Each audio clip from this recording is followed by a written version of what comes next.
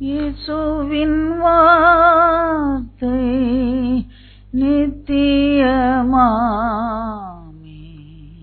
என்ன நேரினும் மாறாதாமே. வானமும் பூமி மாறி போமே, வல்லவர் வாக்கு மாறாதாமே. இயேசுவின் அன்பு நித்தியமாமே, என்ன நேரினோ மாறாதாமே. தந்தையும் தாயும் கைவிட்ட போதும் இயேசுவின் அன்பு மாறாதாமே. பேசும்படியார் கேட்கிறோம். இயேசு கிறிஸ்துவின் பரிசுத்த நாமத்திலே பிதாவே. உட்காருவோம். நீதிமொழிகளின் புஸ்தகம் 14ஆம் அதிகாரம் 4ஆம் வசனம். எருதுகள் இல்லாத இடத்தில் களஞ்சியம் வெறுமையாய் இருக்கும், காளைகளின் பலத்தினாலோ மிகுந்த வரத்து உண்டு என்று சொல்லி வசனம் சொல்லுகிறது. இன்னைக்கு ஆவிக்குரிய விதத்துல இத தியானிக்க போறேன். என்ன எருதுன்னு சொல்றாங்க, களஞ்சியம்னு சொல்றாங்க, இது இந்த ஜப அறையில என்ன வந்து பண்ண போகுது அப்படின்னு நினைக்காதீங்க. நீங்க ஆவிக்குரிய விதத்துல நம்ம இத தியானிக்க போகிறோம். எருதுகள் இல்லாத இடத்தில் களஞ்சியம் வெறுமையாய் இருக்கும். அதை நம்ம திருத்தி வாசிப்போம் என்றால், புரிந்து கொள்வோம் என்றால், தியானிப்போம் என்றால், எருதுகள் உள்ள இடத்தில் களஞ்சியம் நிறைந்திருக்கும். அல்லேலூயா. காளைகளுடைய பலன், அந்த காளை எப்படி இருக்கணுமா? சாதாரண காளையில எருது இருக்கிற இடத்துல களஞ்சியம் நிறைய இருக்கும்னு சொல்லி இருக்கும், நிறைஞ்சு இருக்கும்னு சொல்லுது. ஆனா அந்த காளை எப்படி இருக்கணும்னு அங்க திரும்ப சொல்லுது, வசனம் சொல்லுது. காளைகள் எப்படி இருக்கணுமா? பலனா இருக்கணுமா? சும்மா மக்க பிளாஸ்டி மாதிரி சோவாரி மாதிரி இருந்தா பிரயோஜனம் இல்ல. வசனத்தை அப்படி தியானிச்சு பார்ப்போம் என்றா காளைகள் பலனா இருக்கணும். பலனா இருக்கும்போது மிகுந்த வருமானம் உண்டு என்று சொல்லி பார்க்கிறோம். இல்லையா? 144 சங்கீதம் 14 வாசிப்போ. 144:14 எங்கள் எருதுகள் பலத்தவைகளாய் இருக்கும். பாருங்க. சரி. இவ்விதமான கர்த்தருடைய ஆசீர்வாதம் இருக்கும்போது இவ்விதமான சீரை பெற்ற ஜனம் பாக்கியம் உள்ளது. கர்த்தரை தெய்வமாய் கொண்டு இருக்கிற ஜனம் பாக்கியம் உள்ளது. இந்த எருதுகள் எப்படி பலன் உள்ளதா இருக்கும் என்று சொல்லி பார்க்கும்போது, எங்கள் எருதுகள் பலத்தவைகளா இருக்கும்னு இங்க சங்கீதக்காரன் சொல்லுகிறானே, எப்பொழுது இருக்கும் என்று சொல்லும்போது, கர்த்தரை நாம் தெய்வமாய் கொண்டு இருக்கும் போது இந்த பாக்கியம், இந்த ஆசீர்வாதம் நமக்கு கிடைக்கும். நம்முடைய களஞ்சியங்கள் எப்பொழுதும் நிரம்பி இருக்குமா? 13ஆம் வசனம் அதே அதிகாரத்துல சொல்லி, எங்க களஞ்சியங்கள் சகலவித வஸ்துகளின் கொடுக்கத்தக்கதாய் நிரம்பி இருக்கும். எங்கள் எருதுகள் பலத்தவைகளாய் இருக்கும். இவ்விதமான சீரை பெற்ற ஜனம் பாக்கியம் உள்ளது. கர்த்தரை தெய்வமாய் கொண்ட ஜனம் பாக்கியம் உள்ளது. ஒரு தெய்வீக பலன் இன்றைக்கு நமக்கு வேண்டும். நம்முடைய களஞ்சியங்கள் நிரம்பி இருக்கணும்னா, நம்முடைய காளைகள் பலன் உள்ளதா இருக்க வேண்டும் என்றால், கர்த்தரை நாம் தெய்வமாய் கொண்டிருக்க வேண்டும். அப்பொழுதுதான் பாக்கியம் உள்ளவர்களாக நம்ம ஜீவிக்க முடியும். இன்றைக்கு வேகமா ஒரு சில குறிப்புகளை பார்க்கலாம். முதலாவது எடுத்தவர்கள் வாசிப்போம்.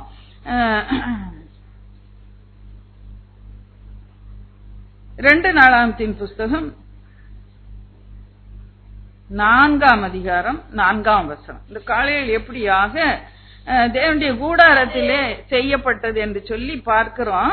இது சாலமோன் கட்டி எழுப்பின அந்த தேவாலயத்திலே இந்த காளைகளை நம்ம பார்க்கிறோம். நாங்க வாசிப்போம். 12 ரிஷபங்கள் மேல் நின்ற ரிஷபம்னா காளை.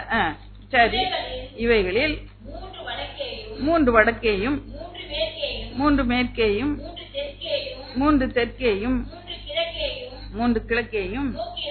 சரி, போதும். இங்கே ஒரு 12 ரிஷபங்களை பாக்குறோம்.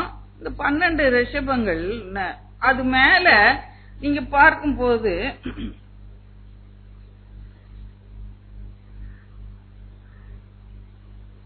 2ஆம் வசனத்தை வாசித்தீங்கன்னா உங்களுக்கு தெரியும், வாசிக்க வேண்டாம். இந்த 12 ரிஷபங்களை செய்து வைத்திருக்கிறான் சாலமோன் வெண்கலத்திலே. அது மேல அது 3 வடக்க 3 தெற்க கிழக்க 3 மேற்க 3 12 ரிஷபம் நிக்குது. அது மேல ஒரு கடல் தொட்டி என்று சொல்லி ஒரு பெரிய தொட்டி. அதோடைய வெண்கலம் நீங்க பாத்தீங்கன்னா நிறைய இல்லாத அளவுக்கு அவ்வளவு பெருசா இருந்துச்சு. அந்த அளவெல்லாம் போட்டிருக்கு. நம்ம அதுக்கு டீட்டெயிலுக்கு போக வேண்டாம். அப்போ அந்த 3000 குடம் பிடிக்கும் என்று சொல்லி பார்க்கிறோம். 5ஆம் வசனத்துல பார்க்கும்போது 3000 குடம் பிடிக்குமா? அப்ப எவ்வளவு பெருசா இருந்திருக்கும்னு யோசிச்சு பாருங்க. பெரிய ஒரு வாட்டர் டேங்க் மாதிரி இருந்திருக்கும். நம்ம வீடுகள்ல பெரிய வாட்டர் டேங்க் பிளாட்ல வைக்கிறாங்களே அத போல இருந்திருக்கும். அது சும்மா தரையில வைக்கப்படல, அந்த ரிஷபங்கள் மேல நின்று கொண்டு இருக்கிறது 12 ரிஷபம். அப்ப அதோடைய பலன் 3000 குடம் தூக்குற அளவுக்கு அதுல பலன் இருந்தது. அது மாத்திரமல்ல, அந்த தொட்டியை நீங்க பார்த்தீங்கன்னா அதுலயும் அந்த தொட்டியை பார்க்கும் போது ரிஷபங்கள் படங்கள் அதுல அப்படியாக படங்கள் இல்ல, அந்த தொட்டியோட வார்க்கப்பட்டதாக இருந்த உருவங்கள் அப்படியாக அதுல இருந்த என்று சொல்லி பார்க்கிறோம். ஒரு முழத்துக்கு 10 ரிஷபம் படம் அப்படியாக இருந்தது என்று சொல்லி பார்க்கிறோம். நீங்க வேதத்தை நீங்க வாசித்து பார்க்கணும். நான் எல்லாத்தையும் சொல்ல நேரம் இல்ல, அப்ப நான் மெசேஜ முடிக்க முடியாது. ரெஃபரன்ஸ் நீ வீட்டுல போய் நெக்ஸ்ட் டைம் வாசிக்கும் போது இந்த காரியங்களை வாசிச்சு பாருங்க. இது பலனை குறிக்கிறது. அல்லையா? இது என்ன பலன் என்று சொல்லும் போது 6ஆம் வசனம், அதே அதிகாரத்துல 6ஆம் வசனம் வாசிப்போம். கழுவுறதுக்கு 10 கொப்பரைகளை உண்டாக்கி 5 வலதுபுறத்திலும் 5 இடதுபுறத்திலும் வைத்தான். சர்வாங்க தகனமாகிறவைகளை அவைகளில் அலசுவார்கள். அது அந்த கொப்பரை. சரி, இப்போ வாசிங்க. கடல் தொட்டியோ கவனிக்கணும், ஆசாரியர்கள் தங்களை சுத்தம் பண்ணி கொள்கிறதுக்கு இருந்தது. இந்த தண்ணி 3000 குடம் அதுல புடிச்சு வச்சிருந்தாங்க இல்லையா, அதை எதுக்கு பயன்படுத்தினாங்க? நம்ம வாஸ்தவம் இப்ப சொல்லுங்க பார்க்கலாம். ஆசாரியர்கள் தங்களை சுத்தம் பண்ணி கொள்கிறதுக்கு. அப்ப அது ஒரு முக்கியமான ஒரு பணிமுட்டாக அங்கே இருக்கிற என்று சொல்லி பார்க்கிறோம். பாருங்க, ராஜாக்கள் அப்படியா சாலமோன் அவ்வளவு அழகா செய்து வைத்திருக்கிறான். ராஜாக்கள் வரும்போது அதோடைய அர்த்தம் புரியாத அல்லது தேவன் மேல பற்றுதல் இல்லாம பல காரியங்களை செய்யறாங்க. நம்ம ஒரு ராஜாவை குறித்து நம்ம இப்போ வாசிக்க போறோம். இவ்வளவு அழகா மகிமையாக செய்து வைத்த அந்த கடல் தொட்டியை அவன் என்ன செய்தான் என்று சொல்லி பார்க்கிறோம். ஆகாசன் ஒரு ராஜா, அவனை குறித்து பார்க்கும்போது 2 ராஜாக்கள் 16ஆம் அதிகாரம் 17ஆம் வசனம் வாசிப்போம். அந்த ராஜா அதை என்ன செய்தான் என்று சொல்லி பார்ப்போம். பின்னும் ராஜாவாகி ஆகாஸ் சவுக்கைகளை அறுத்து விட்டு கொப்பரைகளை எடுத்து, இந்த கடல் தொட்டியை மட்டும் நம்ம கவனிப்போம் நன்றாக. மற்ற காரியங்களை தியானிக்க நேரம் இல்ல, அவகாசம் இல்ல. கடல் தொட்டியை என்ன செய்தான்? கடல் தொட்டியை கீழே நிற்கிற வெண்கல ரிஷபங்களின் மேலிருந்து இறக்கி அது வெளியே கொண்டு போயிட்டான். கற்களின் தள வரிசையிலே வைத்து போதும். அப்புறம் இன்னும் நிறைய காரியங்கள் இருக்கு. அவன் என்னெல்லாம் அந்த ஆலயத்தை எப்படி உடைச்சு போட்டான்னு. ஓய்வு நாள் மண்டபம் எவ்வளவு முக்கியமான மண்டபம் இல்லையா? இந்த ஓய்வு நாள் நமக்கும் தேவனுக்கும் நடுவான ஒரு உடன்படிக்கையா இருக்கிறது. அதுக்காக ஒரு விசேஷ ஓய்வு நாள் மண்டபம்னு ஒண்ணு வச்சிருக்கிறாங்க. ஏன்னா ஆலயத்துல இடம் பார்த்தா ஜனங்கள் திரள எல்லாரும் அன்னைக்கு வந்துருவாங்க இல்லையா? அதனால அந்த மண்டபம்னு சொல்லி நம்ம சுவிசேஷங்கள்ல கூட பாக்குறோம். ஆண்டவர் அதுல உலாவிட்டு இருந்தாருன்னு சொல்லி பாக்குறோம். சாலமோன் மண்டபம். அதெல்லாம் உடைச்சு போட்டுட்டான். ஏன் இதெல்லாம் செய்தான், ஏன் இந்த கடல் தொட்டியை உடைச்சான்னு சொல்லி பார்க்கும்போது இங்க 18ஆம் வசனத்தின் பின்பகுதியை நான் வாசித்து காட்டுறேன். அசீரியருடைய ராஜாவின் நிமித்தம் கர்த்தருடைய ஆலயத்திலிருந்து அப்புறப்படுத்தினான். இதெல்லாம் ஏன் செய்தான், உடைச்சு போட்டான், அதுல இறக்கி வச்சுட்டான். அழகா ரிஷபம் மேல் நின்றுட்டு இருந்துச்சு.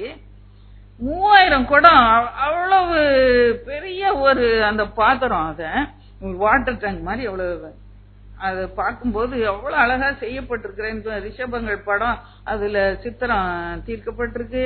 அது நிக்கிறதே ரிஷபம், அது வாய் எப்படி வட்டமா இருந்தது என்று சொல்லி பாக்குறோம், சக்கராரமா இருந்தது என்று சொல்லி பாக்குறோம். வட்டமா ரவுண்டா இருக்கு, சக்கரம்னா ரவுண்டுன்னு அர்த்தம். வட்டமாக இருந்தது. அது பானை பாத்திரத்து போல விளிம்பு இருந்துதான். பானை பாத்திரம் டம்ளர் ஒரு விளிம்பு இருந்தா நமக்கு குடிக்க லேசா இருக்கும் இல்லையா. பிள்ளைங்களுக்கு கொடுக்கும்போது முழுக்க ஒரு டம்ளர்ல குடுத்தீங்கன்னா மேல ஊத்திக்கிடுவாங்க இல்லையா. அது பானை பாத்திரம் போல இருந்தது, லேசா விளிம்பு இருந்தது டம்ளர்ல இருக்கிற மாதிரி. அது மாத்திரம் இல்ல, இந்த விளிம்பு எப்படி இருந்துச்சு, லீலி புஷ்பம் போல. லீலி புஷ்பம் பாத்துருக்கீங்களா, லில்லி பூ எப்படி இருக்கும், வட்டமா இருக்குமா, அப்படி இல்ல மல்லிகைப்பூ மாதிரி இருக்குமா, இருக்காது. அப்படியே வீவியா அப்படியா கத்தி வச்ச மாதிரி அப்படி அவ்வளவு அழகா செஞ்சு வச்சிருந்தான். அதெல்லாம் உடைச்சி போட்டுட்டான் சொல்லி ஏன், அந்த ராஜாவுடைய நிமித்தம் இதையெல்லாம் செய்தான். அவனை பிளீஸ் பண்ண, சத்துருவை பிளீஸ் பண்றதுக்கு இப்படியாக அவன் செய்தான் என்று சொல்லி பார்க்கிறோம். இது இந்த ஆசாரியர் கழுவுறதுக்கு என்று சொல்லும் போது, ஆசாரியர்கள் தேவனாலே அபிஷேகம் பண்ணப்பட்டவர்கள். இதோடைய முக்கியத்துவத்தை நான் இந்த இடத்துல காண்பிக்க விரும்புகிறேன்.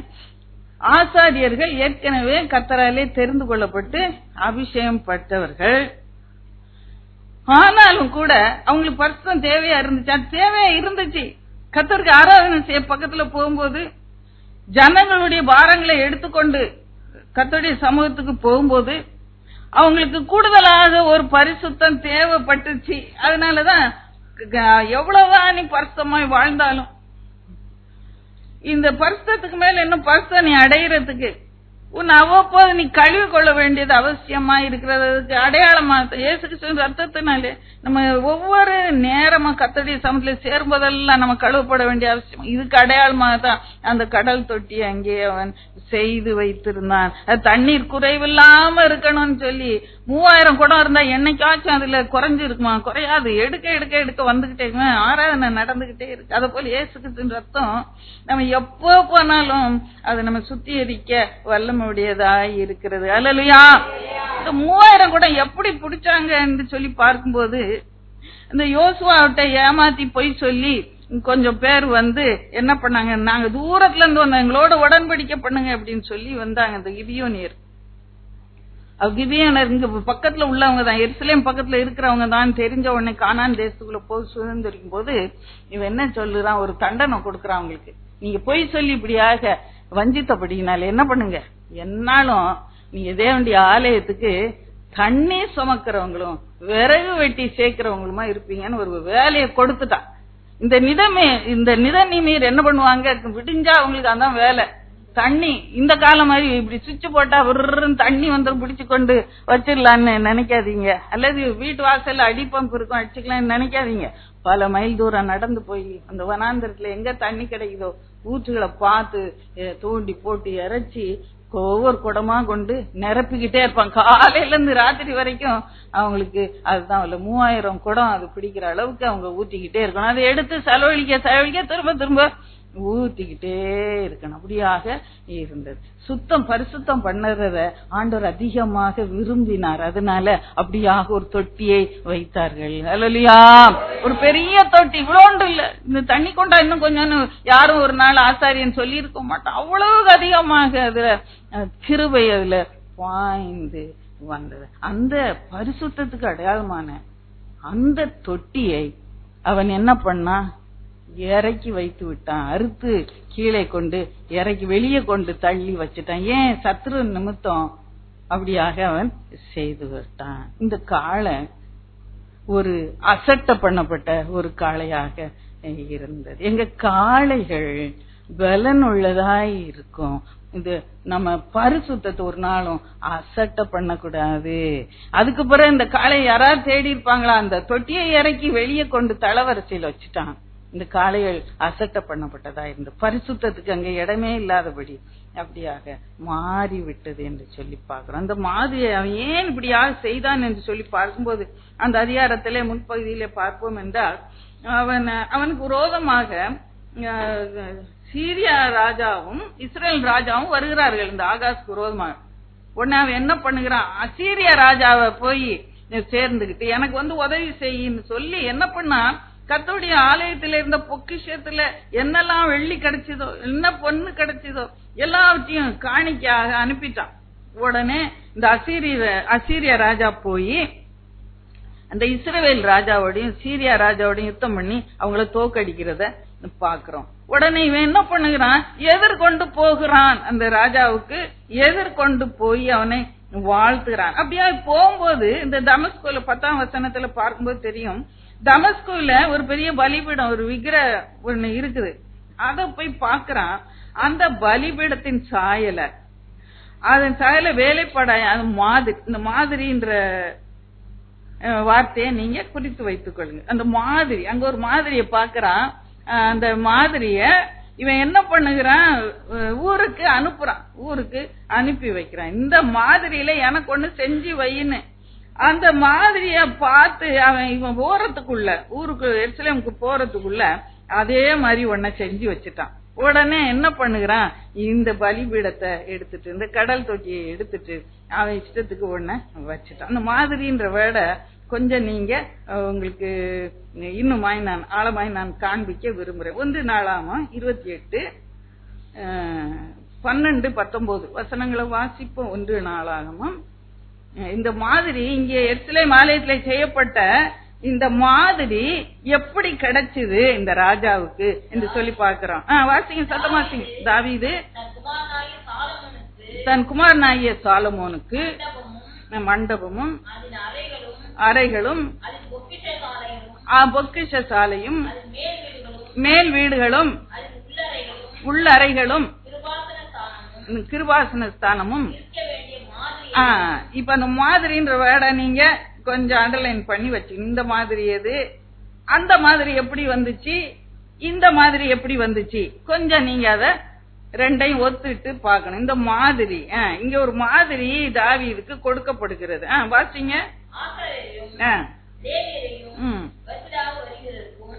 19வது வசனம். இப்ப அந்த மாதிரின்றத வச்சுக்கிடுங்க.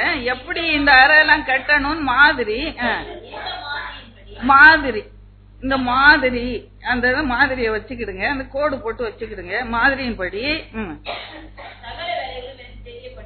எனக்கு தாவீது சொல்லுகிறான், எனக்கு இந்த மாதிரி எல்லாம் எப்படி தெரியும், இதை தெரியப்படுத்த இவையெல்லாம் கர்த்தருடைய கரத்தினாலே எனக்கு எழுதி கொடுக்கப்பட்டது. இந்த மாதிரி எப்படி கிடைச்சது தாவீதுக்கு? தாவீது அந்த கர்த்தருடைய கரம் எனக்கு இந்த மாதிரி எல்லாம் எழுதி கொடுத்தீங்க அப்படின்னு சாலமோன்ட்ட கொடுக்கிறான். அப்ப அது எவ்வளவு முக்கியமானது. இந்த செய்தி கொஞ்சம் ஆழமான செய்தி, கொஞ்சம் அங்கேயும் வேடிக்கை பார்த்துட்டு இருந்தீங்கன்னா உங்களால வழங்க முடியாது. இந்த மாதிரி தேவனுடைய கரத்திலிருந்து வந்தது. ஆனா இந்த ஆகாஷ் ராஜா எந்த மாதிரி எடுத்துக்கிட்டான், தமஸ்குல ஒரு பலிபீடம் இருந்தது, அந்த மாதிரி இது நல்லா இருக்கே அப்படின்னு சொல்லி. ஒருவேளை நம்ம ஆண்டவர் நம்ம நடத்துற பாதை நமக்கு வெறுப்பா இருக்கும், பிடிக்காது. உலகத்தார பாப்போம், அவங்க எல்லாம் பாரு எப்படி இருக்கிறாங்கன்னு, அந்த மாதிரியில நம்ம போவோம். அப்ப பரிசுத்த குலைச்சல் ஆகும். ஆண்டவர் அதை விரும்புவாரா? நிச்சயமாகவே விரும்ப மாட்டார். அப்போ கர்த்தர் நமக்கு ஒரு மாதிரியை வச்சிருக்க. கிறிஸ்து தான் நமக்கு மாதிரி, எல்லாவற்றுக்கும் மாதிரி, மாடல் அவர் தான். அப்போ அவரை போல நம்ம வாழ்க்கையை அமைத்துக் கொள்ளும். இவங்க சொன்னாங்க, அவங்க சொன்னாங்க, இங்க எப்படி இருக்கு, இவங்க எப்படி சொல்றாங்கன்னு சொல்லி அந்த மாதிரியை நம்ம தெரிந்து கொள்ளாதபடி நம்ம கர்த்தருடைய வழியிலே நடக்கும்படியாக இன்றைக்கு அழைக்கப்படுகிறோம். அப்போ இந்த கடல் தொட்டி என்று சொல்லும் போது அது ஆசாரியர்கள் தங்களை பரிசுத்தம் பண்ணிக்கொள்ள அது விசேஷ விதமாக சாலமோனாலே அது செய்யப்பட்டது. சாலமோனுக்கு யார் அந்த மாதிரியை கொடுத்தாரு? தாவீது கொடுத்தாரு. அந்த தாவீதுக்கு யார் அந்த மாதிரியை கொடுத்தாரு? என் தேவனுடைய கரம் அவனுக்கு எழுதி கொடுத்து. கரங்களை தட்டி கத்தர மயன்படுத்த. அல்லேலூயா, அல்லேலூயா. அப்ப அது ஏன் அங்க வச்சிருந்தாங்கன்னு சொல்லும் போது, ஆசாரியர்கள் தங்களை பரிசுத்தம் பண்ணிக்கொள்ள அந்த கடல் தொட்டியை அங்கே வைத்திருந்தார்கள். இந்த சுத்தம் இன்றைக்கு அசட்ட பண்ணப்படுகிறது. அதனாலதான் நம்முடைய வாழ்க்கையில தோல்வி. அசட்ட பண்ணப்பட்ட ஒரு இதா இருந்தது. நம்முடைய பலன் என்ன? பரிசுத்தம் தான். தேவனுடைய பிள்ளைகளுடைய பலன் என்ன? பரிசுத்தம் தான்.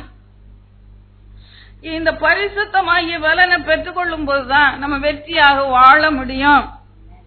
என் நாவில பரிசுத்தம் இருக்குதா? ஏன் நான் சொல்றத கேட்க மாட்டேங்கிறாங்க ஒருத்தரும்?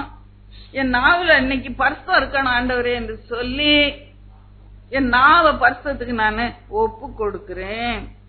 அசட்ட பண்ணப்பட்ட பரிசுத்தம். அந்த ஆகாச ராஜா அசட்ட பண்ணின அந்த பரிசுத்தத்தை, கர்த்தர் வைத்திருந்த வழிய அவன் அசட்ட பண்ண. இன்னைக்கு கர்த்தர் வைத்திருக்கிற வழி என்ன? ஆட போல, ஆட்டுக்குட்டிய போல. இயேசு வாயத்திரவாம மௌனமா இருந்தாரு. அதுதான் மாதிரி. நமக்கு பாடுபடும் போது பயமுறுத்தாமலும், வையப்படும் போது பதில் வையாமலும் இருந்து தன் நாவை பரிசுத்தத்துக்கு ஒப்பு கொடுத்தாரு என்று சொல்லி பார்க்கிறோம். ஏன் நம்ம சொல்றது இன்னைக்கு கேட்கறதுல வாய மூடுன்னு சொல்றாங்க? இன்றைக்கு நாவ, உதடுகளை, என் வாயை நான் கர்த்தர் விரும்புற பரிசுத்தத்துக்கு நான் அர்ப்பணிக்கிறேன். நான் ஒருபோதும் கர்த்தருடைய வார்த்தையை நான் இனிமேல் அசட்ட பண்ணுவதில்லை. என் கைகளை, என் கண்ணை, என் செவியை, என் சுவாசத்தை, என் அவயவங்களை நான் கர்த்தருடைய பரிசுத்தத்துக்கு என்று என்னை நான் அர்ப்பணிக்க விரும்புகிறேன். அல்லேலூயா. அசட்ட பண்ணுகிறோமா? கர்த்தர் விரும்புற பரிசுத்தத்தை அசட்ட பண்ணுகிறோமா? நாமளும் இந்த ஆகாஷ் ராஜா போலதான் அந்த கடல் தொட்டியை அகற்றி வச்சிட விரும்புறோம். இயேசுவின் ரத்தத்தினாலே கழுவப்பட வேண்டியது அவசியமாக இருக்கிறது. இன்றைக்கு நம்ம ஜாக்கிரதையாக நம்ம ஜீவிப்போம். ஆசாரியர்கள் பரிசுத்தம். அபிஷேகம் பண்ணப்பட்டவதான். அதனால நான் சொல்றதெல்லாம் வேத வாக்கு என்று சொல்லி நினைக்கவே நினைக்காதீங்க. இந்த ஆசாரியர்கள் அவங்க அபிஷேகம் பண்ணப்பட்டவங்க. ஆனாலும் கர்த்தருடைய ஆலயத்துக்கு சேரும் போது அவங்க தங்களை கழுவி கொள்ள வேண்டியது அவசியமாக இருந்தது. ஒவ்வொரு நாளும் நம்ம கர்த்தருடைய சமூகத்தில் ஆராய்ந்து பார்த்து அந்த பிரியமில்லாத காரியங்கள் என் வாழ்க்கையில் ஏதாவது உண்டா என்று சொல்லி பார்த்து ஒவ்வொரு நாளும் நம்மை கழுவி கொள்ள வேண்டியது அவசியமா இருக்கு. தேவனே என்னை ஆராய்ந்து என்னை அறிந்து கொள்ளும், என்னை சோதித்து என் சிந்தனையை அறிந்து கொள்ளும். வேதனை உண்டாக்கும் வழி என்னிடத்தில் உண்டோ என்று பார்த்து நித்திய வழியிலே என்னை நடத்தும். ஒவ்வொரு நாள் நம்ம அப்படியாக நம்ம ஜெபிக்க அழைக்கப்படும். அசட்டை பண்ணப்பட்ட எருது. இரண்டாவதாக ஒரு வசனம் வாசிப்போம். நியாயாதிபதியின் புஸ்தகம் 6:25. நீதிமொழிகள் 14:4 வைத்து தியானித்து கொண்டிருக்கிறோம். அநேகர் அதை கவனிக்கல. சரி, வாசிங்க. நியாயாதிபதிகள் 6:25 வாசிப்போம். அன்று ராத்திரியிலே கர்த்தர் யார நோக்கி?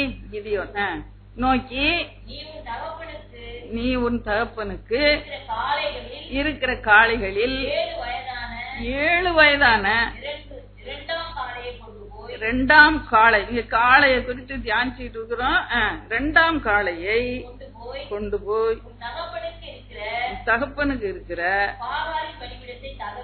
பாகாலின் பலிபீடத்தை தகர்த்து அருகே இருக்கிற வெட்டி போட்டு இந்த கற்பாறை உச்சியிலே பாங்கான ஒரு இடத்தில் உன் தேவனாய கர்த்தருக்கு ஒரு பலிபீடத்தை கட்டி அந்த இரண்டாம் காளையை கொண்டு வந்து வெட்டி போட்ட தோப்பினுடைய கட்டை விறகுகளின் மேல் சர்வாங்க தகனமாய் பலியிட கடவாய். இங்கே ஒரு காளையை பார்க்கிறோம். அது பலியிடப்பட்ட காளை. பலியிடப்பட்ட காளையை இங்கே பார்க்கிறோம். பாருங்க, இந்த கிதியோனை குறித்து நம்ம பார்க்க வேண்டும் என்றால், அவன் இருக்கிறதுலே அங்கே இஸ்ரேல் ஜனங்களிலே ஒரு தைரியசாலியா தான் இருந்தான். ஆனா அவனை பார்த்து ஆண்டவர் சொல்ற பராக்கிரமசாலின்னு. அவன் பராக்கிரமசாலின்னு தெரியாது. பராக்கிரமசாலினா பெரிய யுத்தம் செய்து ஜெயிக்கிறவன் தான் பராக்கிரமசாலி. இவன் தைரியசாலியா இருந்தான். ஏன் என்று சொல்லும் போது, அந்த மீதியானர் கையிலே இவங்க அடிமைத்தனத்திலே இருக்கிறார்கள். இவங்க விளைச்சல் அறுவடை செய்யற நேரத்தில் யார் வருவா? இவங்களால அறுத்து எடுத்துக்கொள்ள முடியாது கோதுமையெல்லாம். அந்த மீதியானர் எல்லாத்தையும் அறுத்து கட்டிட்டு போயிடுவாங்க இல்லையா? அப்படிப்பட்ட ஒரு நெருக்கமான சூழ்நிலையிலே இவன் ரொம்ப எல்லாரும் ஓடி ஒளிந்து கொண்டார்கள். இவன் மட்டும் நின்று தைரியமாக அதை அறுவடை செய்து போர் அடிச்சு தன் குடும்பத்துக்கு வேண்டிய தானியத்தை எடுத்துக்கொண்டு இருக்கிறான். தைரியசாலி என்று நான் சொல்லுகிறேன். இன்னும் சத்துரு இருக்கிற அந்த கட்டத்துல தைரியமா செய்து கொண்டு இருக்கிறான். ஆனா அவனுக்குள்ளே ஒரு பராக்கிரம், இஸ்ரவேலை ரட்சிக்கிற ஒரு பராக்கிரம், ஒரு அழைப்பு, ஒரு கிருபை அவனுக்குள்ளே இருந்தது அவனுக்கு தெரியாது. அந்த கோதுமையை மாத்திரம் அவன் தப்பு வைக்கிறான். ஆனா ஆண்டவருடைய சித்தம் அவன் வாழ்க்கையில் என்னவா இருந்தது? இந்த இஸ்ரவேல் ஜனங்கள் அடிமைத்தனத்திலிருந்து மீட்டெடுக்கணும்னு ஒரு பெரிய அழைப்பு இருந்தது. பராக்கிரமசாலியே கர்த்தர் உன்னோடு கூட இருக்கிறார். அவன் வாழ்க்கையில் அநேக கேள்விக்குரியல். அவனுக்குள்ளே இருந்த அந்த அழைப்பை ஆண்டவர் வெளியே கொண்டு வருகிறார். அப்போ நிறைய கேள்வி கேட்கிற ஆண்டவரை பார்த்து, அந்த தூதனை பார்த்து ஒரு சில கேள்விகளை நம்ம இங்கே பார்ப்போம். பாருங்க, என் ஆண்டவனே, கர்த்தர் எங்களோட இருந்தால் இவையெல்லாம் எங்களுக்கு நேரிடுவானேன். 13ஆம் வசனம். அதுல ஒரு கேள்விக்குறி இருக்கா? உங்க பைபிள்ல இருக்கா? என் பைபிள்ல இருக்கு. அப்புறமா சொல்லுறாரு, பிதாக்கள் எங்களுக்கு விவரித்து சொன்ன அவருடைய அற்புதங்கள் எல்லாம் எங்கே? ஒரு கேள்விக்குறி இருக்குதா? உங்க பைபிள்ல, என் பைபிள்ல இருக்கு. அப்போ இன்னும் நிறைய சாக்கு போக்கெல்லாம் சொல்லுகிறான். குடும்பம் நான் எதனால ரட்சிப்பேன்? நான் ரொம்ப சின்ன குடும்பம். அவன் வாழ்க்கையில் அநேக கேள்விக்குறிகள் இருந்து, ஏன் இப்படி எல்லாம் நடக்குது? ஏன் இதெல்லாம் சம்பவிக்குது? நம்முடைய வாழ்க்கையில இருக்குல்ல கேள்விக்குறி. கர்த்தர் எங்களோட இருக்கிறாருன்னு சொன்னா ஏன் நடக்குது? அப்ப சில காரியங்கள் அங்கே வழிவிடும், சீர்படுத்தப்பட வேண்டியது அவசியமா இருக்கிறது. நான் ஆவிக்குரிய புள்ளதான், கர்த்தர் மேல நம்பிக்கை உள்ளவாதான். ஆனாலும் என் ஆவிக்குரிய வாழ்க்கை கொஞ்சம் சீர்பட வேண்டியது அவசியமா இருக்கு. நான் தான் காணிக்க கொடுக்கிறேன்னு எனக்கே அது வந்துச்சு. நான் ஆண்டவருடைய ஊழியத்தை தாங்குறேன்னு எனக்கே அது வந்துச்சு. நான் தான் ஊழியம் செய்யறேன்னு எனக்கே அது வந்துச்சு. நான் தான் ட்ராக் எல்லாம் கொடுத்துட்டு வர்றேனே, ஆஸ்பத்திரி ஊழியம் எல்லாம் செய்யறேனே, நான் தான் பிரேயர் டவருக்கு போறேனே, எனக்கே இப்படி சம்பவிச்சது. இப்படி எல்லாம் கேட்டுக்கொண்டு கேள்வி கேட்டுக்கொண்டே நம்ம இருக்கிறோம். இந்த ஆவிக்குரிய வாழ்க்கை ஒரு கட்டத்தில் அவ்வப்போது அது சரி பார்க்கப்பட்டு சரி செய்யப்பட்டு அது மேலான அனுபவங்களுக்குள்ள கடந்து போக வேண்டிய அனுபவமா இருக்கிற ஆவிக்குரிய வாழ்க்கை. அநேக வேளையில் நம்ம ஒரு சமபூமியிலே சுகமாய் வாழ விரும்புகிறோம். மேலே ஏறி வாய்ந்து சொல்லுகிற சத்தத்தை கேட்காதபடி ஒரு பிளாட்டூ, ஒரு பீடபூமத்திலே வாழுகிறோம். ஞானஸ்நானம் எடுத்துட்டேன், கொஞ்சம் ஊழியம் செய்யறேன், பைபிள் வச்சுக்கிறேன், ஒரு கூட்டத்துக்கு போறேன், அதோட அப்படியே பிளாட்டூ லைஃப். ஆண்டவர் அதை விரும்புகிறது இல்ல. அதற்கு இந்த கால பலியிடப்பட வேண்டியது அவசியமாய் இருந்தது. மேலே ஏறி வர்றதுக்கு அவசியமாய் இருந்தது. கர்த்தர் மேல விசுவாசம் உள்ளவன் தான். கர்த்தரை பார்த்த உடனே காணிக்கை நான் கொண்டு வர்றேன்னு சொல்லிட்டு ஓடுறான். கர்த்தருக்கு காணிக்கை செலுத்த விருப்பம் உள்ளவன் தான். அவன் என்ன செய்யறான்? ஒரு ஆட்டுக்குட்டியை சமைச்சு பாருங்க என்ன அழகா கொண்டு வர்றான். அந்த சமைச்சத அப்போ எப்படிதான் அவ்வளவு சீக்கிரத்துல செஞ்சான? ரொம்ப கெட்டிக்காரன் இல்ல. அவன் தனியா இருந்து அப்போ எல்லாம் சுட்டு எப்படிதான் செய்தான்னு நமக்கு தெரியல. சமைச்சு ஆட்டுக்குட்டியை பிடிச்சி சமைச்சு ஆணத்தை ஒருக்குன்னு ஆனோன்னா அந்த குழம்பு மாதிரி இருக்கிறது. அதுல அதுக்குள்ள வேகமா சமைச்சு எல்லாத்தையும் கொண்டு வந்து கர்த்தர் கனப்படுத்த விரும்புறான். தான் விரும்பினபடி கர்த்தருக்கு ஆராதனை செய்யறத பார்க்கிறோம்.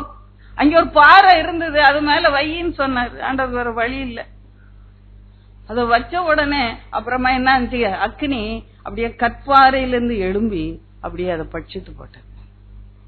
அவன் தனக்கு விரும்பினபடி ஆராதனை ஒரு ஆவிக்குரிய வாழ்க்கையை செய்தான். நம்ம சில வேளையில அப்படி ஒரு செட் ரூல் வச்சுப்போம். ஆவிக்குரிய வாழ்க்கையா, ஏன் ஆவிக்குரிய வாழ்க்கை அது இப்படி இருக்கு போதும் அப்படின்னு சொல்லி. ஆனா ஆண்டவர் விரும்புற காரியம் வேற இருக்கிறது.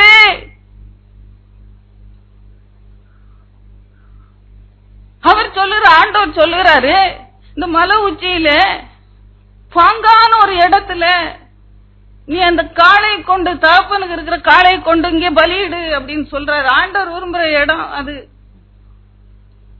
அது மாத்திரமல்ல, பக்கத்திலே அந்த பாகாலின் தோப்பு இருக்கிறது.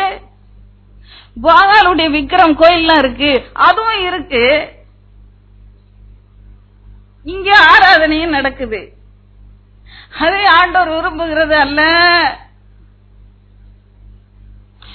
ஆண்டவர் ஒரு விரும்புகிற விதமாக ஒரு ஆவிக்குரிய வாழ்க்கை வாழ இந்த காலை வேளையிலே நம்ம அழைக்கப்படுகிறோம். அல்லேலூயா. கரங்களை தட்டி கத்தர மயம்படுத்த. அல்லேலூயா. சாவரக்கரவான் பராக்கிரமசாலியை கத்தர் உன்னோடு கூட இருக்கிறார்.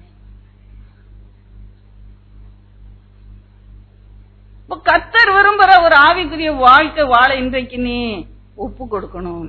உன் காலை அங்கே பலியிடப்பட வேண்டியது அவசியமாக இருக்கிறது. உன் வாழ்க்கையில ஒரு காலம் இருக்கு, அது அங்க பலியிட கத்தருக்கு என்று கொடுக்கப்பட வேண்டியது அவசியமாய் இருக்கிறது.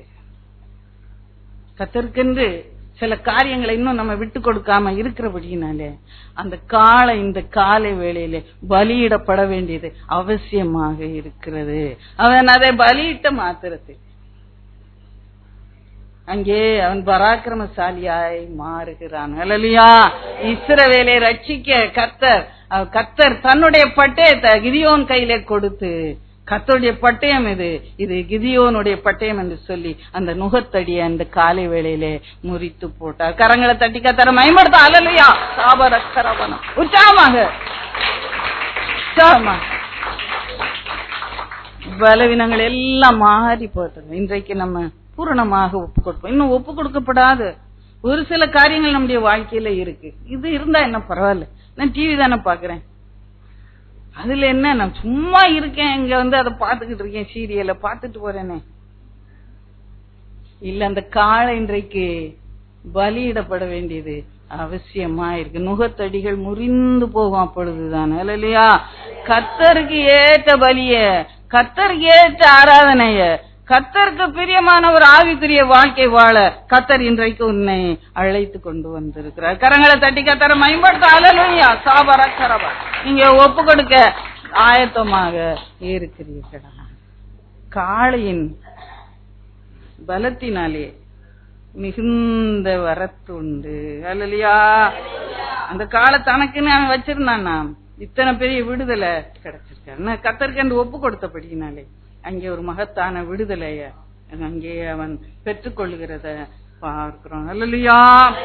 அது மாத்திரமல்ல, ஜனங்களை தேவனுடைய பக்கமாக அது திருப்பின. காலையில பாக்குறாங்க, அங்கே தோப்பு இல்ல, பாகாலுடைய பலிபீடம் இல்ல, அங்க ஒண்ணுமே இல்ல. அங்க பாக்குறாங்க, உடனே அவங்களுக்கு கோபம் வருது.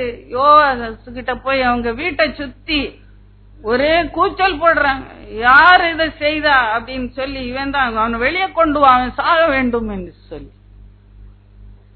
அவங்க அப்பா பிடிச்சு விட்டு தர்றாங்க, இந்த கிதியோன் தான் பண்ணா அப்படின்னு. கர்த்தருக்கின்ற ஒரு ஆவிக்குரிய வாழ்க்கை வைராக்கியமாய் நீ வாழும்போது உன் தேவன் உன்னை வெட்கப்படுத்தவே மாட்டார். அல்லேலூயா. உன் தகப்பன் உன்னை வெட்கப்படுத்தவே மாட்டார். அல்லேலூயா.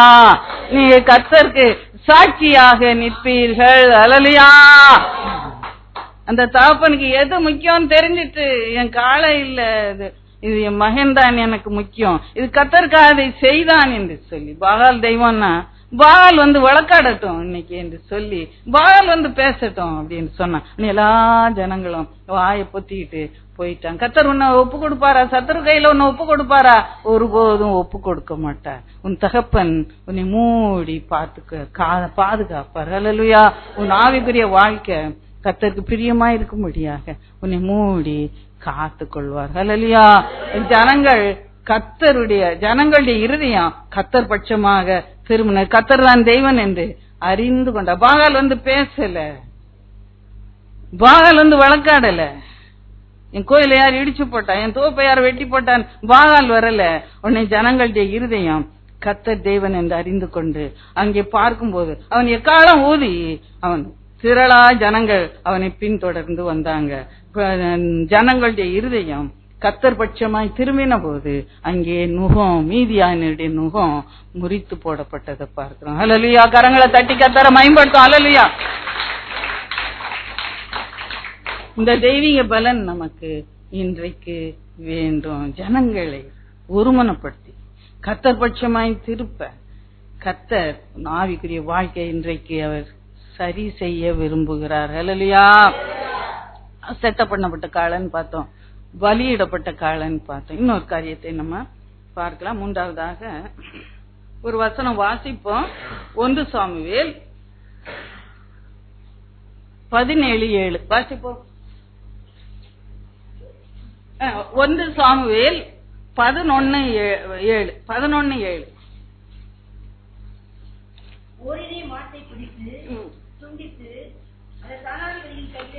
ஓர் இணை மாட்டை பிடித்து அதை துண்டித்து தானாதிபதியின் கையிலே கொடுத்து இஸ்ரவேலின் நாடுகளுக்கெல்லாம் அனுப்பி சவுலின் பின்னாலேயும் சாமுவேலின் பின்னாலேயும் புறப்படாதவன் எவனோ அவனுடைய மாடுகளுக்கு இப்படி செய்யப்படும் என்று சொல்லி அனுப்பினான். யாரு சொல்லுங்க. ஒருத்தர் தான் சொல்றாங்க, மத்தவங்க எல்லாம் இன்னும் கான்சென்ட்ரேட் பண்ணல, கவனிக்கல. சொன்ன பகுதியோட நீங்க இணைஞ்சு அப்படி வரணும், அப்பதான் நீங்க புரிந்து கொள்ளுங்க. யார் அப்படி சொன்னா?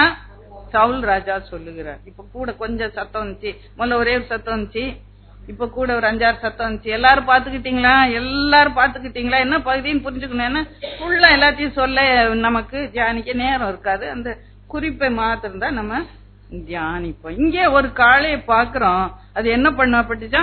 நீங்க சொல்லுங்க.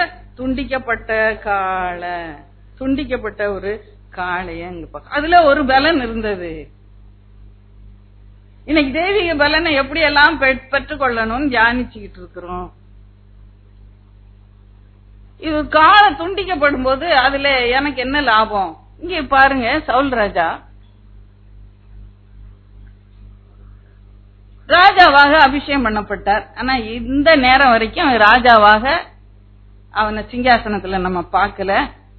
சவுல் ராஜா யுத்தத்துக்கு போனதையும் பார்க்கல. அவன் பாட்டுக்கு அபிஷேகம் இருந்தது மேல, கர்த்தருடைய அபிஷேகம், ராஜாவாக அபிஷேகம் பண்ணியிருந்தார். அவன் பாட்டுக்கு என்ன பண்ணா, வயல்ல போய் உழுதுகிட்டு வேலை செஞ்சுக்கிட்டு இருந்தான். வயலில இருந்து வந்தான் என்று சொல்லி அவனை பார்க்கிறோம். ஆனா இந்த அவன் காளைய அவன் துண்டித்த மாத்திரத்திலே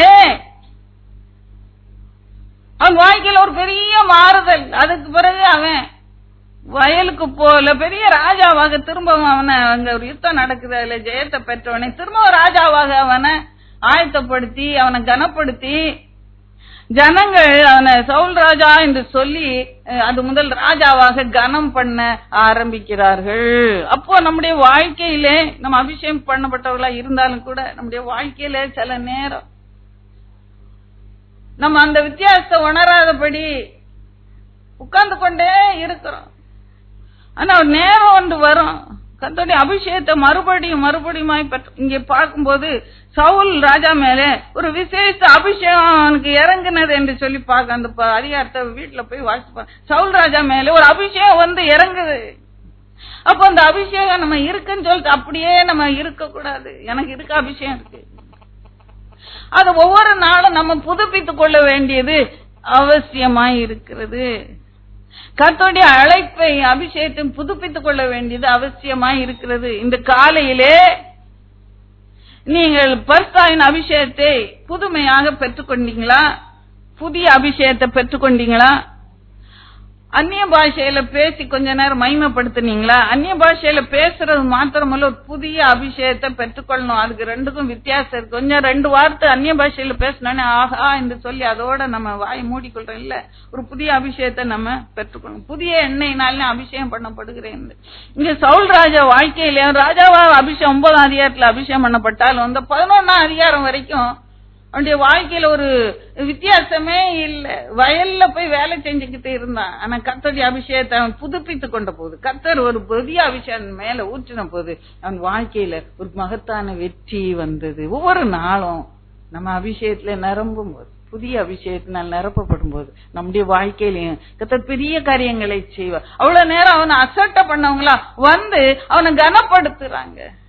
ஒரு சிலர் அங்க அவன் ராஜாவாக 9ஆம் அதிகாரத்துல அபிஷேகம் பண்ணப்பட்ட போது ஒரு சாரா ஜனங்கள் வந்து சொல்லுறாங்க, இவனா ராஜா, இவனா யுத்தம் பண்ணுவான், இவனா ஜனங்களை எதிரி கையில தப்பிப்பான், இவனா என்று சொல்லி அவனை அசட்டை பண்ணி அவனுக்கு காணிக்க கொண்டு வரல, அவனை கனம் பண்ணல, அவன் மூஞ்ச திருப்பிட்டு போயிட்டாங்க. இப்ப இன்னைக்கு பெரிய யுத்தம் நடந்தது. அதுல அவன் மகா பெரிய வெற்றியை பெற்ற உடனே மத்த ஜனங்கள் இவன் சேர்ந்த ஜனங்கள் இன்னைக்கு அவங்கள கொன்னு போடணும், அன்னைக்கு அசட்டை பண்ணாங்களே உங்களை கொன்னு போடணும்.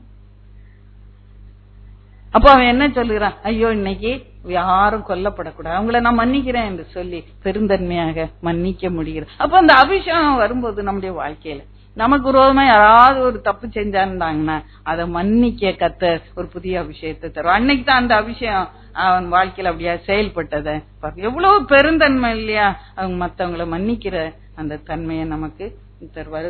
அபிஷேகம் வெறும் வெற்றியோடு வாழ மாத்திரம் இல்ல, ஆவிக்குரிய வாழ்க்கையிலும் ஒரு வெற்றியோடு வாழ, நமக்கு விரோதமாய் பேசப்பட்ட வார்த்தையில மன்னிக்கத்தக்கதான ஒரு அபிஷேகத்தை தருவார். இன்னைக்கு அது ஒரு வேளை உன் ஆவிக்குரிய வாழ்க்கையில, உன் உலக பிராமண வாழ்க்கையில ஆசீர்வாதத்துக்கு தடையாக ஒரு வேளை நின்று கொண்டே இருக்கலாம். நீங்க சற்று உங்களை ஆராய்ந்து பார்க்க வேண்டும் என்று சொல்லி கர்த்தர் உங்களை அழைக்கிறார். நீங்க போய் பெரிய யுத்தத்தை செய்ய போறது இல்ல. அங்கே பார்க்கும் போது நாகாஸ் என்ற ஒரு அம்மோனிய ராஜா அவனுக்கு விரோதமா யுத்தத்துக்கு போகும்போதுதான் இந்த சம்பவம் எழுதப்படுகிறது. அப்போ ராஜாவோட பட்டயத்தோட நம்ம போய் இன்னைக்கு குதிரையோட நம்ம போய் யுத்தம் செய்ய போகல.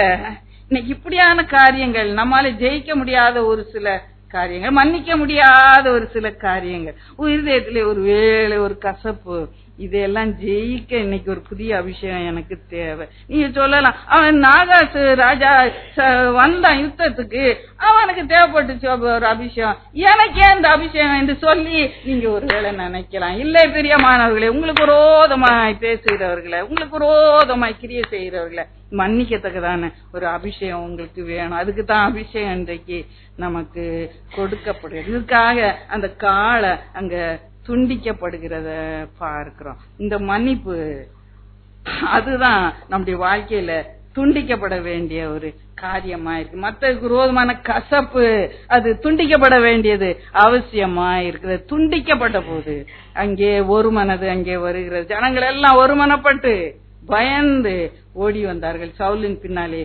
யுத்தம் செய்ய ஓடி வந்தார்கள் என்று சொல்லி பார்க்க கர்த்தர் அந்த கிருபைய நமக்கு தருவாராக. அல்லேலூயா, அல்லேலூயா. கர்த்தருக்கு பிரியமில்லாத காரியங்களை நம்முடைய வாழ்க்கையில இருந்து எடுத்து போட்டு நம்ம மென்மேலும் பர்த்தமடைய கர்த்தர் அழைக்கிறார். 4வதாக ஒரு காலை நான் சொல்லுகிறேன். 1 ராஜாக்கள் 19ஆம் அதிகாரம் 21ஆம் வசனம். 1 ராஜாக்கள் 19. அப்பொழுது அவன் என்னை விட்டு போய் ஒரு ஏர்மாடுகளை பிடித்து அடித்து ஏரின் மரமுட்டுகளால் இறைச்சியை சமைத்து ஜனங்களுக்கு கொடுத்தான். இங்கே ஒரு எருத பாக்குறோம். அது சமைக்கப்பட்ட ஒரு எருதா இருந்தது. சமைக்கப்பட்ட ஒரு எருதாக இருந்தது. இதுல என்ன பலன், இது எப்படி என்ன பலப்படுத்தும் என்று சொல்லி பார்க்கும்போது, இங்கே ஒரு தீர்க்கதரிசி, எலியா தீர்க்கதரிசி, எலிசா தீர்க்கதரிசி ஊழியத்துக்கு அழைக்கிறார். கர்த்தருடைய வார்த்தையின்படியே அழைக்கிறார். இந்த எலிசா என்ன செய்து கொண்டு இருக்கிறான்னு சொல்லும்போது ஒரு நல்ல ஒரு வசதிக்காரனா இருந்திருக்கணும். நில பொலம்லாம் நிறைய இருந்தது, ஏர் மாடுகள்லாம் ஏராளமா இருந்தது. இவன் என்ன செய்துட்டு இருக்கிறான், நிலத்தை உழுதுகிட்டு இருக்கிறான். 12வது ஏரை பிடிச்சு ஏற உழுதுகிட்டு இருக்கிறான். நீ இந்த பகுதியை நீங்க வீட்டுல போய் வாசி பாருங்க. 12 ஏர் ஒண்ணு பின்னால ஒண்ணு உழுதுகிட்டு வருதுன்னா அது எவ்வளவு பெரிய நிலமா இருந்திருக்கும் சற்று நீங்க யோசித்து பாருங்க. இந்த இவ்வளோண்டு ரூம் அகலத்துக்கு இருந்தா 12 ஏர் அதுக்கு தேவையில்லை இல்லையா, ஒரு ஏர் கூட தேவையில்லை. அவன் குடியான இவ்வளோ நிலதான் இருக்கு, நான் கொத்தியே எடுத்துருவான் அதை இல்லையா. அப்போ 12 ஏர், அப்ப எவ்வளவு ஹெக்டர்ஸ் இருந்திருக்கும், எத்தனையோ ஏக்கர் கணக்கா இருந்திருக்கும். அதான் 12 ஏரை போட்டு விடுறாங்க. நல்ல வசதியாக வாழ்ந்தவன். அது மாத்திரமல்ல, இவன் 12வது ஏரை ஓட்டிக்கொண்டு போனான் என்று சொல்லி பார்க்கிறோம். முதல்ல போற 1, 2, 3, 4 அதுல இருக்கவங்க என்ன பண்ணுவாங்க என்று சொல்லும் போது அவங்க எல்லாம் வேலையாள விட்டுருப்பான். அவனுக்கு தனக்கு வேலையாளங்களை விட்டு வச்சிருப்பான் இந்த முதல் ஏர்கள்ல. இவன் இந்த 12வது ஏரை பிடிச்சு உழுது கொண்டு வர்றான். வேலைக்காரன் என்ன பண்ண, பேசிக்கிட்டே சிரிச்சுக்கிட்டே அங்க பார்த்து இங்க பார்த்துக்கிட்டே, சரி பின்னால உழுதுவான்னு அவன் பாட்டுக்கு இல்லையே தப்பிச்சுக்கிட்டு எழுதுகிட்டே போயிருப்பான். இவன் என்ன பண்ண, மத்தவங்க செய்த தவற எல்லாம், மற்றவங்க செய்த வேலையில குறையெல்லாம் நிவர்த்தி செய்யும்படியாக அவன் அந்த ஏரை ஆழமாக பிடித்து தன் முழு பலனை செலுத்தி அந்த 12வது ஏர்ல, அதனால விசேஷமாக சொல்லப்பட்டு இருக்கிற 12ஆம் ஏரை ஓட்டி கொண்டிருந்தான் சொல்லி அங்கே போடப்பட்டிருக்கு. அப்ப அந்த குறைகளை எல்லாம் மூடி போடுகிற ஒரு அபிஷேகம் நமக்கு இன்றைக்கு வேண்டும். மற்றவங்களை குறை கூறுகிற அந்த அனுபவத்தை எடுத்து போட்டுருவோம். எதையாவது சொல்லணும்னா ஆண்டவர்கிட்ட சொல்லணும். அதுவும் ஆண்டவர்கிட்ட சொல்லும் போதும் யாக்கோபு நிருபத்துல அவர் சொல்லுற, யாக்கோபு சொல்லு, ஒருவருக்கு ஒருவர் நீங்க என்ன பண்ணுங்க, முறையிடாதிருங்கள்னு சொல்லி இருக்கிறார். ஆண்டவர்கிட்ட சொன்னா எல்லாத்தையும் போய் சொல்லலாம். முறையிடுறதுலயும் ஒரு முறை இருக்கு. எல்லாத்தையும் போய் ஆண்டவர்கிட்ட போய், ஆண்டவரை இவன் இப்படி பண்ணான், இவன் அடிச்சான், இவன் திட்டினான், இவன் திருடுனான், அதெல்லாம் போய். ஏன்னா 2 பேரு ஒரு மனுஷன் சொல்றான், எனக்கும் என் சகோதரனுக்கும் இந்த சொத்து விஷயத்துல கொஞ்சம் தகராறு, ஆண்டவரை நீங்க அதை கொஞ்சம் தீர்த்து வைங்க, சகோதரன் எனக்கு. அப்ப இந்த நானா நியாயாதிபதி, இப்போ நியாயாதிபதிட்ட போய் கேளு அப்படின்னு சொல்லி அனுப்பிடுறாரு இல்லையா. இப்படி இருக்கிறதுனால மற்றவங்க குறைகளை மூடி போடுகிற, மன்னிக்கிற, சரி செய்கிற ஒரு அனுபவம் நமக்கு வேண்டும். இன்றைக்கு காலை வேளையிலே என் வீட்டிலே ஒரு பலன் இருக்கன்னா, என் ஆவிக்குரிய வாழ்க்கையில ஒரு பலன் இருக்கன்னா, என் வீட்டிலே ஆசீர்வாதம் இருக்க வேண்டும் என்றால் மற்றவங்களை மன்னிக்கிற ஒரு சுவாபம் எனக்குள்ளே வேண்டும். மற்றவங்க செய்யற தவற கூட நான் சரி செய்து வைத்து மூடி வைத்துட்டு வர்றதுக்கு ஒரு சுவாபம் எனக்கு வேண்டியதா இருக்கு. அதனாலதான் இன்னைக்கு வெகு சிலரா நம்மள இன்னைக்கு கூப்பிட்டுட்டு வந்திருக்கிறாரு. அதுக்கு ஆயத்தமா இருக்கிறீங்களா உங்க ஆவிக்குரிய வாழ்க்கையில? அல்லையா? அப்படியா விசேஷமா அந்த 12ஆம் ஏர்ல ஓட்டி கொண்டு இருக்கிற போது அந்த வேலையை அவன் உண்மையை செய்தபடினாலே அவனுக்கு இன்னொரு மகிமையான அழைப்பு ஒண்ணு வருகிறது. என்னது? அவனுடைய சால்வ, இந்த எலியா தீர்க்கதரிசி சால்வ மேலே விழுகிறது. அல்லையா? அல்லையா? கரங்களை தட்டி கத்தர மகிமைப்படுத்தும். அல்லையா? உற்சாகமா இருக்கிறீர்களா? உற்சாகமா இருக்கிறீர்களா? ஏன் அந்த 11 பேர் மேல அந்த சால்வ விழல? அல்லேலூயா. ஏன் அந்த 11 பேர் மேல அந்த சால்வ விழல? அந்த 12வது ஏர் பூட்டி உழுத எலிசாவின் மேல ஏன் அந்த சால்வ விழுந்தது? ஏன்னா அந்த வேலையை உண்மையை செய்தபடினாலே ஆண்டவர் தெரியும், இவன் தான் இந்த வேலையை செய்ய லாயக்கு, இவன் தான் தகுதி, உண்மையாய் செய்வான் என்று சொல்லி அவனை கர்த்தர் தேர்ந்தெடுத்து அவன் மேலே தன்னுடைய சால்வையை போட்டார். அல்லேலூயா, அல்லேலூயா. கர்த்தர் உன்னை தெரிந்து கொள்ள வேண்டும். அந்த 12 பேர்ல அந்த ஒருவன் மாத்திரம் தெரிந்து கொள்ளப்பட்டவனாக இருந்தவன் குடும்பத்துல ஒன்னு மாத்திரம் ஆண்டவர் தெரிந்து கொண்டிருப்பார். மத்தவங்க ஏற்றுக்கொள்ளல, பர்சமா வாழல. நீ என்ன பண்ண அந்த 12வது ஏற மாதிரி அதை உழுதுகிட்டே போறதுக்கு இன்னைக்கு ஒண்ணு மற்றவங்களுக்கு குறைகளை எல்லாம் மூடி போடுத ஒரு அபிஷேகத்தை உனக்கு இன்னைக்கு தரணும். அல்லையா? அவன் அந்த காலை மேல ஆசை வைக்கலன்றது நம்ம நன்றா புரிஞ்சுக்கிடுறோம். ஏன்னா கர்த்தர் அழைத்த உடனே அந்த நிமிஷத்துல அது அவன் அப்படியே விட்டுட்டு கர்த்தருடைய ஊழியத்துக்கு போகிறான். அல்லையா?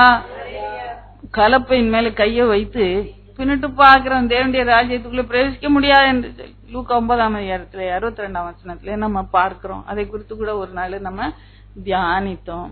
பாருங்க, இந்த இடத்துல பேதுருவுக்கும் இவருக்கும் ஒரு கம்பாரிசன் வைக்க விரும்புகிறேன்.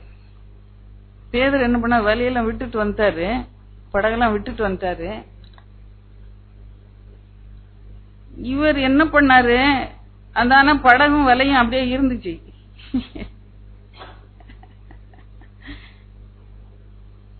இவர் என்ன பண்ணாரு, இந்த காளையும் அந்த ஏரையும் அப்படியே ஒளிச்சு கட்டிட்டு வந்துட்டாரு. இந்த காளைய சமைச்சு கொடுத்துட்டு விருந்து பண்ணி கொடுத்துட்டு அம்மாட்ட அப்பாட்ட சொல்லிட்டு, அப்பா நான் இன்னுமே ஏர் ஓட்டல, கர்த்தர் என்ன அழைச்சாரு. அந்த அந்த ஏருக்கு அந்த நுகம் இருக்குல்ல மர தடிகள்ல, அதையும் இல்லாதபடி அதையும் உடைச்சு அதை வச்சே சமைச்சு கொடுத்துட்டு எல்லாத்தையும் ஒழிச்சு கட்டிட்டு ஏற கட்டிட்டு வந்துட்டாரு ஊழியத்துக்கு.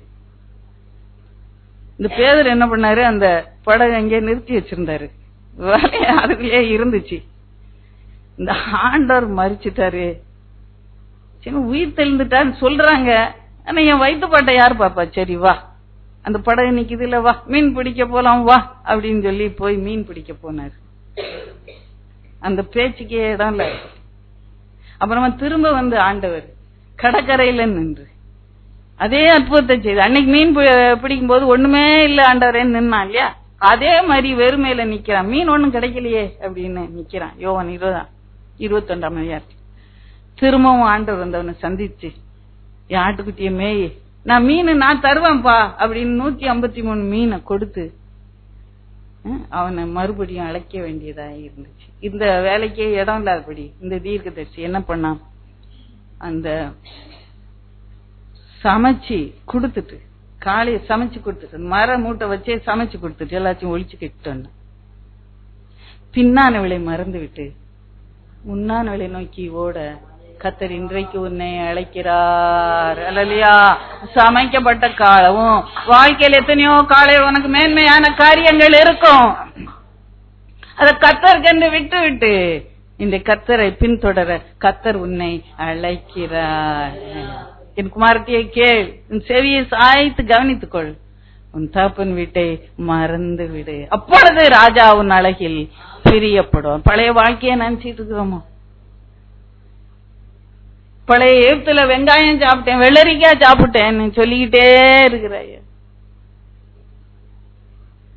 பின்னானவளை மறந்து முன்னானவளை நோக்கி ஓட கர்த்தர் இன்றைக்கு உன்னை அழைக்கிறார். உன் வாழ்க்கையில உள்ள காளை எது, உன் மேன்மை எது, அது கர்த்தருக்காக நீ விட்டு விட்டு முழுமை அழித்து விட்டு பலிபீடத்துல வைத்து விட்டு அழித்து விட்டு தொடர்ந்து ஓடும்படியா கர்த்தர் இன்றைக்கு உன்னை அழைக்கிறார். ஹல்லேலூயா. கடைசியாக ஒரு வாசனம் வாசிப்போம்.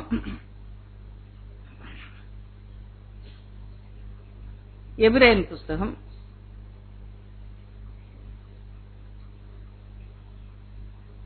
13ஆம் அதிகாரம் 15ஆம் வசனம். அவருடைய நாமத்தை துதிக்கும்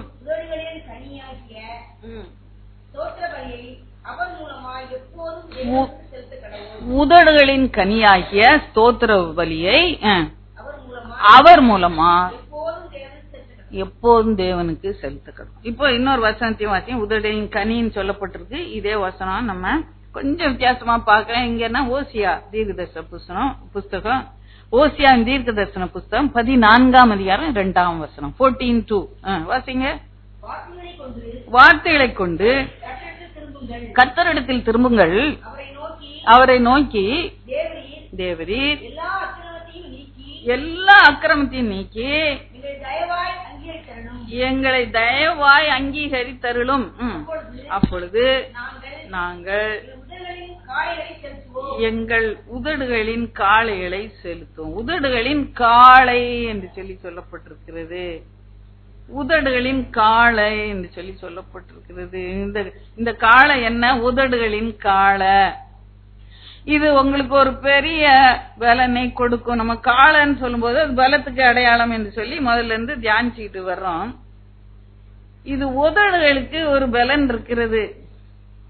ஏன்னா குழந்தை பாலை துதிக்கும் போதே அந்த துதியினாலே பலன் உண்டு பண்ணுகிறாராம். கர்த்தரை நீங்க துதிக்கும் போது ஒரு பலன் உண்டாகிறது. கர்த்தருக்கு மகிமை உண்டாகும் போது உங்களுக்கு ஒரு பலன் உண்டாகிறது. இங்கே உதடுகளின் எருது என்று சொல்லி பார்க்கிறோம், உதடுகளின் கனி என்று சொல்லி பார்க்கிறோம். உதட்டுல கனி என்று சொல்லும் போது ஒரு முக்கியமான ஒரு காரியம். இப்ப ஒரு மரத்துல இந்த கனி தான் ஒரு முக்கியமான காரியம். அந்த கனிக்காக அந்த மரத்தை வச்சு நான் காப்பாத்திட்டு இருக்கேன். இல்லன்னா நான் காப்பாத்துவேன் அத. அல்லது அழகான பூவை கொடுக்கணும், அப்ப அந்த பூவுக்காக நான் அந்த மரத்தை வச்சு காத்துக்கிட்டு இருக்கேன். அதான் கனி அதுக்கு. அல்லது நல்ல இலை நிழலை கொடுக்கணும், அந்த நிழலுக்காக நான் அதை வச்சு காப்பாத்திட்டு இருக்கிறேன். அப்போ ஒரு மரம் என்று சொல்லும் போது அதோடைய கனி, அதோடைய அவுட்கம் முக்கியமாக இருக்கிறது. இந்த உதடுகளின் கனி என்னது? ஸ்தோத்திர பலி. அது ஒரு கால, அது ஒரு ஸ்ட்ரெங்த் என்று சொல்லி, அது ஒரு பலன் என்று சொல்லி உதடுகளின் கனி ஆகிய ஸ்தோத்திர பலியை நம்ம செலுத்துவோம் என்று சொல்லப்படுகிறது. உதடுகள்ல வர்றது முக்கியமான என்னது? பெஸ்ட் என்னது? முக்கியமானது என்னது? ஸ்தோத்திரம்தான். ஸ்தோத்திரம்தான். அதை எப்போதும் தேவனுக்கு செலுத்த கடவோம் என்று சொல்லி அங்கே எபிரேயர்ல நம்ம பார்க்கிறோம். பாருங்க, உதடு இருக்குன்னு எனக்கு சொன்னா அது என்னத்துக்காக இருக்கிறது? அதை கர்த்தரை துதிக்கிறதுக்காக தான் இருக்கிறது. அல்லையா? அத மறந்தே போக வேண்டாம். அந்த வசனத்துல ஒரு சில வார்த்தைகளை நான் உங்களுக்கு கோடிட்டு காண்பிக்க விரும்புகிறேன். எபிரேயர் 13 ஆகையால் என்று சொல்லி, ஆகையால் சொல்லி இருக்கு. ஆகையால நீங்க உதடுகளின் கனியை செலுத்துங்க, ஸ்தோத்திர பலியை செலுத்துங்க. ஏன் இன்னைக்கு ஸ்தோத்திரம் சொன்னா அன்னைக்கு பிடிப்பது இல்லையா? ஸ்தோத்திரம் சொன்ன ஸ்தோத்திரம் சொல்லிக்கிட்டே இருக்கணுமா? அன்னைக்கு சொல்லியாச்சே, ஞாயிற்றுக்கிழமை சொல்லியாச்சே, அவர் வெள்ளிக்கிழமை போய் சொல்லணுமா? ஏன் வீட்டுல இருந்து வேலையை பார்க்க கூடாது? வீட்டுல இருந்து ஸ்தோத்திரம் பண்ண கூடாதா?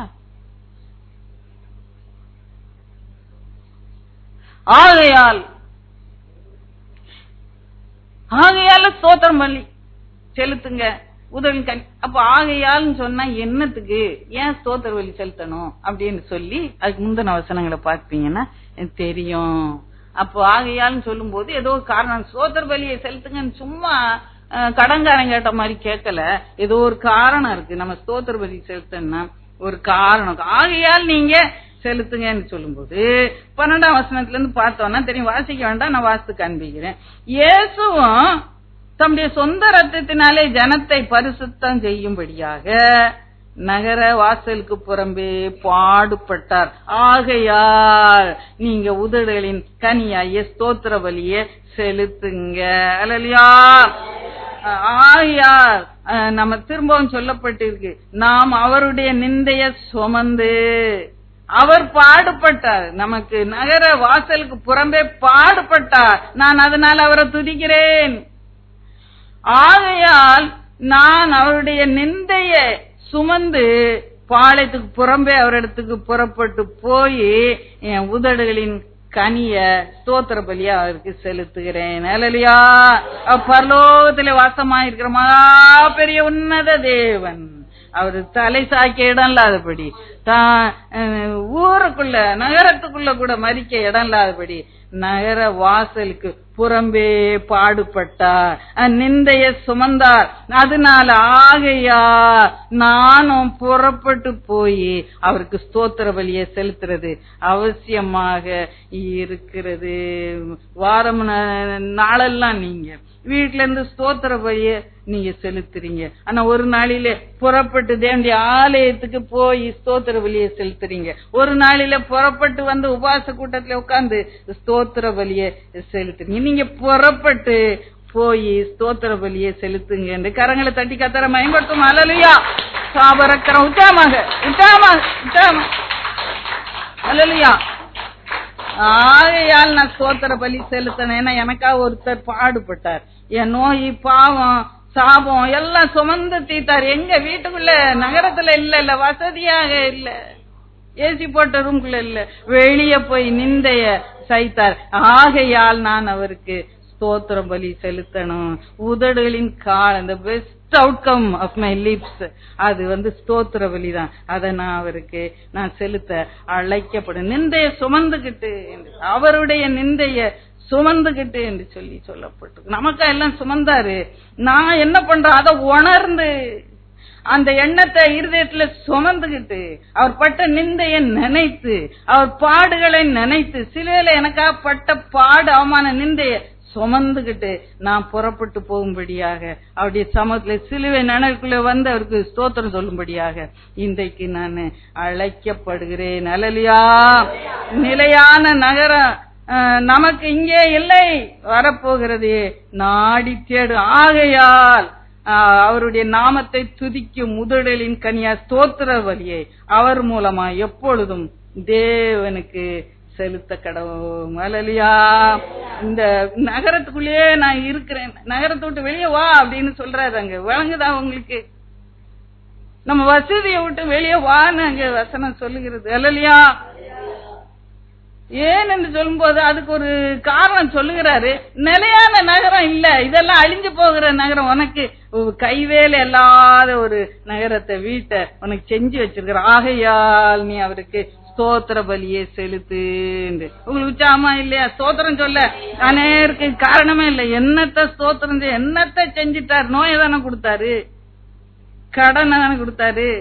என்னத்துக்கு ஸ்தோத்திரம் சொல்ல? என் வாழ்க்கையில் இன்னும் குழப்பம் தானே, பிரச்சனை. என்னத்துக்கு ஸ்தோத்திரம் சொல்லன்னு கேள்வி கேட்டீங்கன்னா இந்த வசனம் உங்களுக்கு இன்றைக்கு உங்களோட பேசி இருக்கும் என்று சொல்லி, எப்போதும் நீங்க அவருக்கு ஸ்தோத்திரம் சொல்லுங்க. எப்போதும் அவர் மூலமா, அந்த இயேசுவின் மூலமாய் எப்போதும். இன்னைக்கு மாத்திரம் இல்ல, 12 மணிக்கு மாத்திரம் இல்ல, 1 மணிக்கு மாத்திரம் இல்ல, 2 மணிக்கும் எப்போதும் ஸ்தோத்திரம் சொல்லுங்க என்று சொல்லி அங்கே அவர் மூலமாய், கிறிஸ்துவின் மூலமாய், அவருடைய நாமத்தினாலே தேவனுக்கு ஸ்தோத்திரம் செலுத்துங்க என்று சொல்லி ஸ்தோத்திர பலி இடுகிறவன் என்னை மகிமைப்படுத்துகிறான் என்று சொல்லி சொல்லப்படுகிறது. கர்த்தரை மகிமைப்படுத்த என் வாழ்க்கையில ஒண்ணும் நடக்கல, நான் சாட்சியா இல்லைன்னு சொல்லும் போது, நீங்க ஸ்தோத்திரம் செய்யும் போது இந்த காரியங்களை நினைத்து, அவர் பட்ட பாடுகளை நினைத்து, சிலுவையில அவர் அடைந்த ஆக்கினையை நினைத்து அவருக்கு ஸ்தோத்திரம் சொல்லிக்கொண்டே இருங்க. உங்க வாழ்க்கையில கிருபை பெருகும். உங்க வாழ்க்கையில உங்க ஜெபங்களுக்கு எல்லாம் கர்த்தர் பதிலை கொடுப்பார். அந்த ஓசியாவில அந்த வசனத்தை நம்ம பார்த்து விட்டு நம்ம ஜெபத்துக்குள்ளாய் கடந்து போகலாம். ஓசியாவில வாஸ்தம் அங்கே இப்ப 1ஆம் வசனத்தையும் சேர்த்து நான் இஸ்ரவேலே, உன் தேவனாய் கர்த்தரிடத்தில் திரும்பு, நீ உன் அக்கிரமத்தினால் விழுந்தாய். வார்த்தைகளை கொண்டு கர்த்தரிடத்தில் திரும்புங்கள்.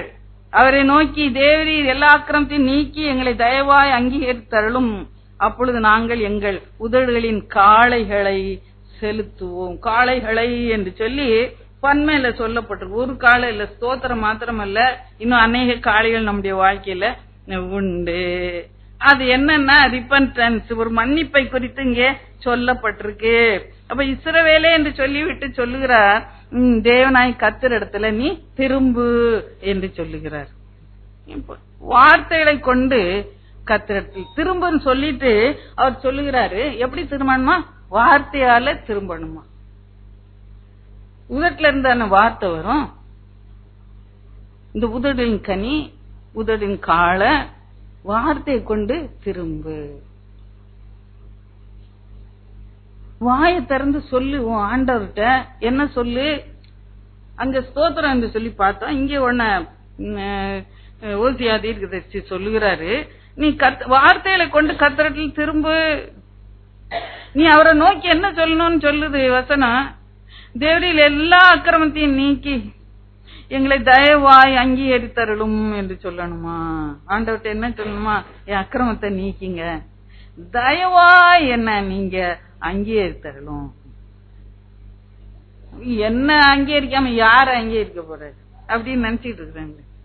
எனக்கு இல்லாததா மத்தவங்களுக்கா? இல்ல இல்ல இல்ல, என்ன தயவாய் கிருபையாய் என்ன இங்க நான் கர்த்தருக்கு முன்பதாக தாழ்மையோடு கூட சேர இந்த காலை வேளையில் நம்ம அழைக்கப்படும். தயவாய் எங்க அக்கிரமத்தை நீக்கி எங்களை தயவாய் அங்கேற்றுக் கொள்ளும். அப்பொழுது நாங்க உமக்கு என்ன பண்ணுவோம்? எங்கள் உதடுகளின் காளைகளை செலுத்துவோம். அப்போ இந்த உதடின் கனி அவர் ஸ்தோத்திரம் சொல்லும் முன்பதாக நம்ம என்ன பண்ணுமா? நம்ம எங்க அக்கிரமங்களை நீக்கி எங்களை தயவா எங்களை அங்கே என்னை ஏற்றுக்கொள்ளும் அப்படின்னு சொல்லி நம்ம நிக்கணுமா? அதுக்கு நம்ம ஆயத்தமா இருக்கிறோமா?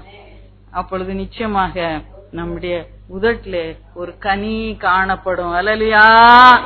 கனி என்று சொல்லும்போது ஒரு சந்தோஷமான அனுபவம், கனி என்று சொல்லும்போது ஒரு அழகான அனுபவம், கனி என்று சொல்லும்போது ஒரு சம்பூரணமான அனுபவமாய் இருக்கிறது.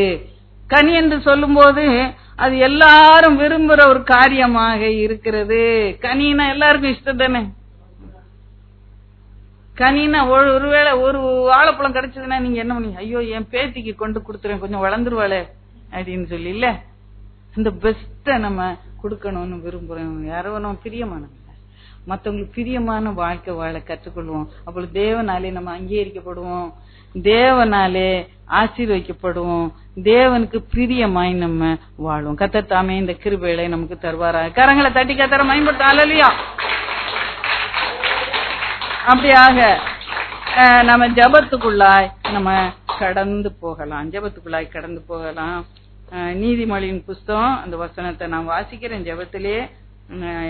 அநேகர் வரல அந்த டைம்ல, இந்த வசனத்துல இருந்து தான் நாங்க வாசித்தோம். நீதிமொழி 14:4. எருதுகள் இல்லாத இடத்தில் களஞ்சியம் வெறுமையாய் இருக்கும், காளைகளின் பலத்தினாலோ மிகுந்த வரத்து உண்டு. 144 சங்கீதம் 14. எங்கள் எருதுகள் பலத்தவைகளாய் இருக்கும், எங்கள் களஞ்சியங்கள் எல்லா வஸ்துகளையும் கொடுக்கத்தக்கதாக நிரம்பி இருக்கும் என்று சொல்லி பார்க்கிறோம். இன்றைக்கு அந்த எருதுகளுடைய பலன் என்ன நம்ம முதல்ல நம்ம பார்த்தோம்.